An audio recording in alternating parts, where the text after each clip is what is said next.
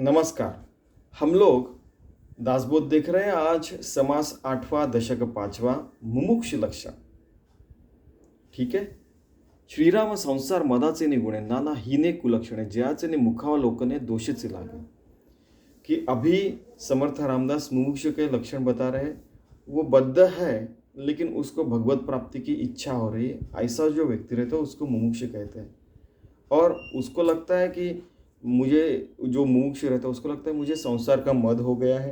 ठीक है, मेरे पास बहुत सारे कुलक्षण हैं और मैं खुद का भी मुख नहीं देखना चाहता। और जो लोग ऐसा है ऐसे है उनका मुख देख के मुझे दोष भी लगना चाहिए, ऐसे लगने लगता है उसको। ऐसा प्राणी जो का बद्ध संसारी वर्तता अबद्ध त्यास प्राप्त झाला खेद काळांतरी। जो बद्ध है पूरे संसार की चिंता करते रहता है, खुद की, और ऐसा कैसे होगा, क्या करूँ क्या नहीं, ऐसा पूरा जो भ्रम में रहता है, बद्ध रहता है और कैसे भी व्यवहार करता है। तो वो कालांतर के बाद उसको, कालांतर मीन्स कालांतर के बाद उसको पश्चाताप होता है, पछतावा होता है। बोलता है कि अरे ऐसा करना नहीं चाहिए। हाँ ठीक है।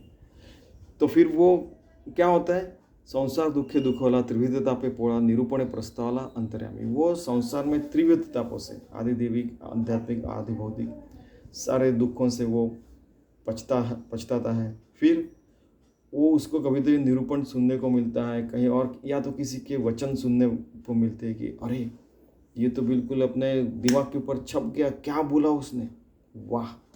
और फिर वो उसको पछतावा आता है। अंतर्यामी, अंत मीन्स उसके अंतर्यामी। जाला प्रपंची उदास मने घेतला विषय त्रास म्हणे आता पूरे संसाराचा। वो प्रपंच में वो उसकी उदास वृत्ति हो जाती है, उसको विषयों का त्रास होने लगता है, यानी तकलीफ होने लगती है। नहीं अभी ये बहुत हो गया, अभी कुछ न कुछ भगवत प्राप्ति के लिए करना चाहिए, ऐसा लगता है। प्रपंच जाईल सकळ येथील श्रम तो निर्फळ आता काही आपला काळ सार्थक करो। अपना काल भी सार्थक करना चाहिए, क्योंकि प्रपंच में कितना भी किया तो भी वो निर्फल होने वाला है। जो आवश्यक है सबके लिए, घर के बीवी बच्चों के लिए, माता पिता, ये सारे लोगों के जो आवश्यक काम है वो तो करना ही चाहिए। लेकिन जो फालतू चीज़ें मैं कर रहा हूँ वो नहीं करना चाहिए, ऐसे उसको लगने लगता है। ऐसी बुद्धी प्रस्तावली पोटी अवस्था लागली म्हणे माझी वयसा गेली व्यर्थची आगी। ऐसी बुद्धि उसकी पछतावा करती है और मेरी पूरी जिंदगी बर्बाद हो गई, ऐसे उसको लगता है। पूर्वी नाना दोष केले ते अवघेची आठवले पुढे येऊन उभे ठेले अंतर्यामी। उसको अपने सारे दोष याद आते हैं और अंतर्यामी वो पछतावा करते रहता है। 8वें यमाची यातना तेणे भयची वाटे मना नाही पापासी गणना म्हणून या। उसको यम यातना भी याद आने लगती है। अरे अब तो कुछ दिनों के बाद, कुछ सालों बाद हम तो मरने ही वाले हैं, तो नहीं नहीं नहीं, अभी इतने पाप नहीं करने चाहिए, कुछ पुण्य भी करना चाहिए। ठीक है, उसके पाप पुण्य के जो लक्षण रहते हैं उसको याद आते हैं। नाही पुण्याचा विचार झाले पापाचे डोंगर आता दुस्तर हा संसार के कैसा तरो। कि आज तो बहुत पाप किए, तो अभी पाप के डोंगर यानी ऐसे पर्वत के पर्वत खड़े हैं मुझे दिख रहे मेरे संसार में, और इतने सारे पाप करने के बाद अभी नहीं, अभी पुण्य करना चाहिए, ऐसे वो बोलता है। आपले दोष आच्छा दिले भल्यास गुणदोष लावले देवा म्या व्यर्थची निंदिले संत साधु सज्जन। खुद के दोष ढक के दूसरों की निंदा की, संत साधु भी नहीं छोड़े। ऐसा किया है तो अभी इसके ऊपर तो उतारा चाहिए, इसके ऊपर तो पछतावा तो चाहिए, और अभी मैं कैसा अच्छा बर्ताव करूं जिसके कारण आगे में मेरा भला हो, इसके बारे में वो सोचने लगता है। इसी को मुमुक्षु कहते हैं। निंदे से नहीं दोष, पर निंदा जो दूसरों की निंदा करता है उसके जैसा बड़ा दोष नहीं है। ते मुझे घडले की विशेष के माझे अवगुणी आकाश बुड़ो पाए। इतनी बड़ी निंदा मैंने की है भले बड़े बड़े लोगों की, तो जैसे लग रहा है कि आकाश ही मेरे सर के ऊपर गिर रहा है। नहीं ओळखिले संत नहीं अर्चिला भगवंत नहीं अतीत अभ्यागत संतुष्ट गेले। ना संतों को, ना भगवंत को, ना आने जाने वालों को, ना किसी भी घर के किसी भी लोगों को मैंने संतुष्ट किया है। ठीक है, खुद को ही संतुष्ट करने का प्रयास किया, ऐसा वो उसको लगने लगता है। पूर्व पाप ओढवले मज काहीच नाही घडले मग अभेटी पडिले सर्व काळ। पूर्व पहले किए पाप उसको याद आते हैं। नाही कष्टविले शरीर, नाही केला परोपकार, नाही रक्षिला आचार काममध्ये। कि मैं इतना कामोमद हो गया था कि कष्ट नहीं किया, शरीर को अच्छे कामों के लिए कष्ट नहीं दिया, परोपकार नहीं किया, अच्छा आचार विचार नहीं लगा, अब क्या करूं। व मुमुक्षु को लगता है। भक्ती माता है बुडली, शांति विश्रांति मोडली, मूर्खपणे में बिगड़वली सद्बुद्धि सद्वासना। बचपन में सबको सद्बुद्धि और सद्वासना सिखाई जाती है अपने भारत देश में। बड़ा होने के बाद भक्ति भी नहीं की, शांति भी नहीं आने दी मन में, और मूर्खता से सद्बुद्धि और सद्वासना दोनों भी डुबा दी। आता कैसे घडे सार्थक, दोष के लिए निरार्थक, पाहो जाता विवेक उरला नहीं। अभी सार्थक कैसे होगा, दोष कैसे, किसी को दोष दिए है निरर्थता से, तो उसके ऊपर उतारा क्या है। अभी मेरे पास विवेक भी नहीं है कि मैं अच्छा क्या और बुरा क्या सोच सकूं। ऐसा वो मुमुक्षु को लगने लगता है, क्योंकि वो ऐसे उसको लगता है कि मैं बद्धता से कहीं जकड़ा हुआ हूँ, इसमें से मुझे निकलना है, ऐसे मुमुक्षु को लगता है। कोण उपाय करा, कैसा परलोक पावा, कोण्या गुणे देवाधिदेवा पाविसेला। क्या उपाय करूँ, कैसा परलोक साधू, कैसे मैं देवाधिदेव को भजू जिसके कारण मुझे मोक्ष मिले। नाही सद्भाव उपजला, अवघा लौकिक संपादिला, दंभ वरपंग केला खटाटोपकर्माचा। सद्भाव नहीं किया और लौकिक जो लोगों को मैंने कुछ बताया, कुछ दंभ किया और अंदर में कुछ किया और फालतू मेरा जन्म व्यर्थ किया, ऐसे लग रहा है उसको। कीर्तन के लिए पोटा से, जो कीर्तन किया वो पेट भरने के लिए किया, इस मंदिर में जाके गया, यहाँ पे जाके गया, वहाँ पे जाके गया, उससे लोगों ने इसके पैसे दिए। देव मांडिले हाटवटी। कई लोग रहते हैं वो दुनिया के सामने, ऐसे मंदिर के सामने पैसे, कई लोग मंदिर के सामने, ये समर्थ रामदास ने लिखा है, ऐसे भगवान की मूर्तियाँ रखती, उसकी पूजा करती और लोग उनके ऊपर फिर दक्षिणा डालते हैं। हा देवा बुद्धि खोटी माझे नीच माझे जाने। तो ऐसा भी कई लोगों ने किया है, तो पेट के लिए कुछ भी किया है, ऐसा वो मुमुक्षु को लगता है। पोटी धरुनी अभिमानांना, शब्दी बोले निराभिमान, अंतरी वांछुनी अथन ध्यानस्थ झालो। कि अभिमान रख के मैंने ये सारा ढोंग रचा और ध्यान दी गया लोगों के सामने बैठ के। ऐसे भी लोग रहते हैं, फिर लेकिन मन में पैसों की इच्छा रहे इसलिए किया, ऐसे वो मुमुक्षु को लगने लगता है। व्युत्पत्ती लोक भोंदिले, पोटासाठी संत निंदले, माझे पोटी दोष भरले नाना प्रकारेचे। कि भोंदूगिरी यानी लोगों को फंसा के पैसे कमाने का, ये सारी चीज़ें की। संतों की निंदा की, वो संत बेकार है, मेरे पास आओ मैं आपको अच्छी बताता हूँ, ऐसा भी मैंने किया और वैसा बता कि मैंने पैसे भी कमाए, ऐसा वो कह रहे हैं। कौन? ये मुमुक्षु।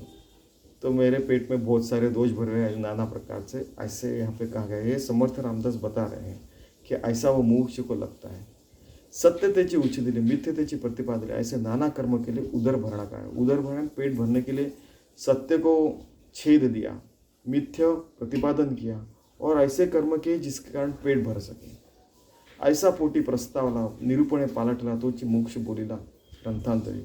कि ऐसा पछताव होने के बाद उसको एक निरूपण के कारण, एक शब्द के कारण, एक कैसा कुछ शब्द उसको समझ में आता है कि जिसके कारण पछतावा होता है, फिर वो मुमुक्ष होता है और अपनी उसकी ज़िंदगी अच्छी हो जाती है, भगवान की तरफ बढ़ने लगती है।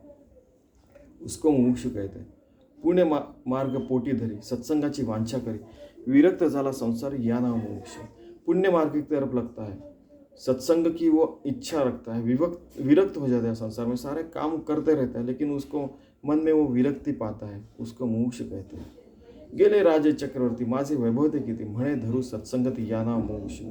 ऐसे कई राजा, चक्रवर्ती, पावरफुल लोग और क्या पैसे वाले लोग और सारे जिनके बहुत सारे नाम हैं, ऐसे बड़े बड़े बड़े लोग चले गए, मैं भी जाने वाला हूँ, ऐसे उसको लगता है। फिर वो सत्संग गति में आता और फिर भगवान की प्राप्ति की इच्छा रखता है, फिर साधन थोड़ी थोड़ी करता है, उसको मुमुक्षु कहते हैं। आपले अवगुण देखे, विरक्ति बड़े ओळखे, अपना से निंदी दुखे, या नाम मुमुक्षु। और उसको अपने अवगुण दिखने लगते हैं और उसको दुख होता है, विरक्ति होती है और फिर वो पछतावा करने लगता है, ऐसे आदमी को मुमुक्षु कहते हैं। म्हणे मी काय अनोपकारी, म्हणे मी काय दंभधारी, म्हणे मी काय अनाचारी, मुमुक्षु। उसको लगने लगता है कि वो अनोपकारी है, दंभधारी है, अनाचारी है, वो मुमुक्षु रहता है। म्हणे मी पतित चांडाळ, म्हणे मी दुराचारी, खळ पापी, म्हणे मी पापी केवळ, या नाम मुमुक्षु। उस मुमुक्षु को लगता है कि वो चांडाळ है, दुराचारी है, पापी है। म्हणे मी अभक्त दुर्जन, म्हणे मी हीनाओने हीन, म्हणे मी जन्मलो पाषाण, या नाम मुमुक्षु। उसको लगता है कि वो दुर्जन है, अभक्त है, हीन से हीन है और वो पाषाण यानी पत्थर जैसे जन्म को आया है, वो मुमुक्षु को लगता है अभी मुझे भगवत की प्राप्ति चाहिए, भगवान प्राप्ति करनी चाहिए, ऐसा उसको लगने लगता है। म्हणेमी दुराभिमानी म्हणेमी तपीड़ जनी म्हणेमी नाना व्यसनी मुमुक्षु या ना मुमुक्षु। वो उसको लगता है कि वो दुराभिमानी है और वो बड़े व्यसनों से ग्रस्त है और उसको मुमुक्षु कहते हैं।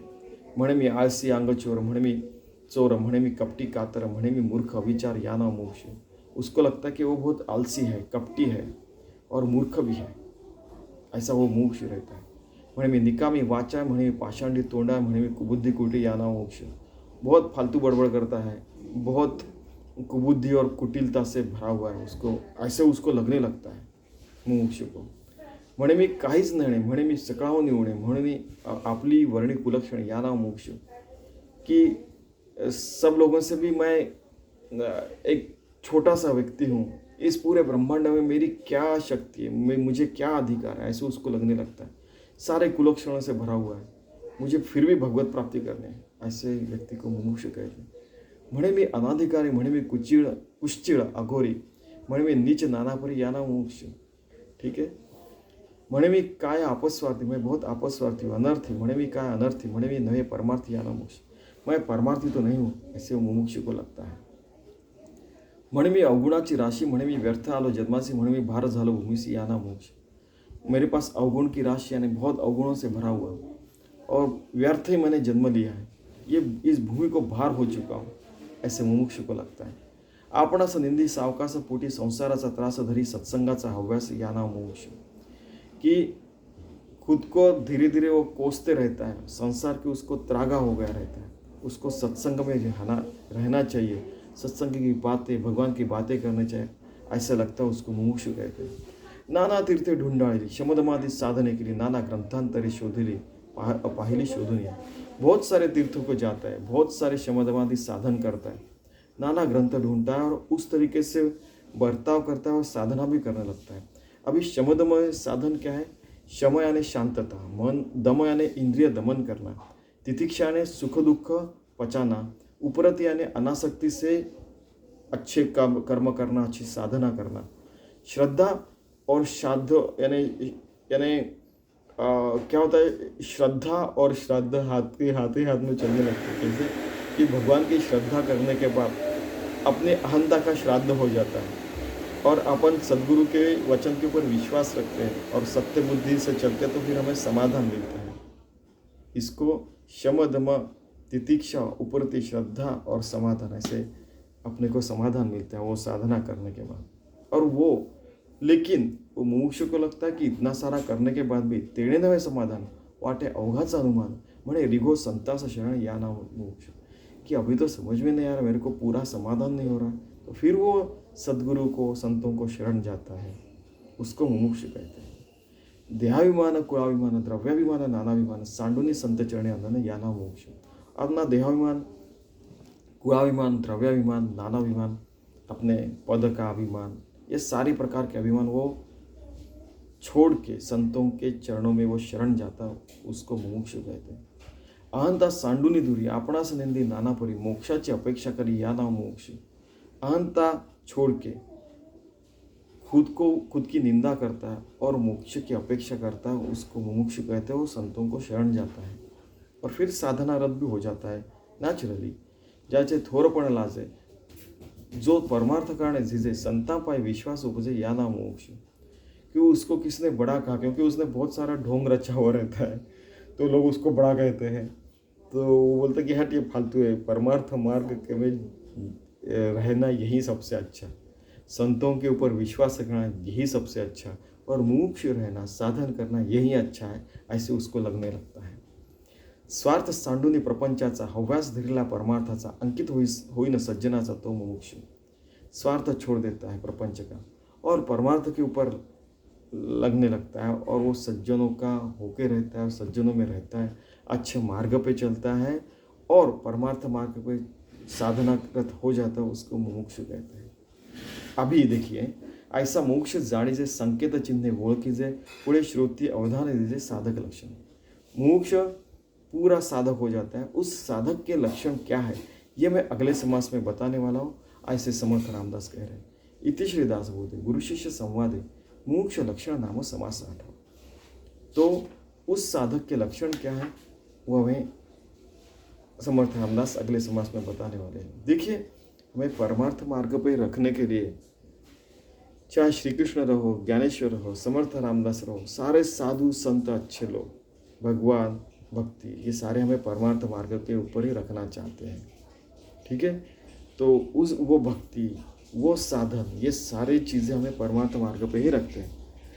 चलो फिर हम परमार्थ मार्ग में रहने का प्रयास करते हैं। धन्यवाद।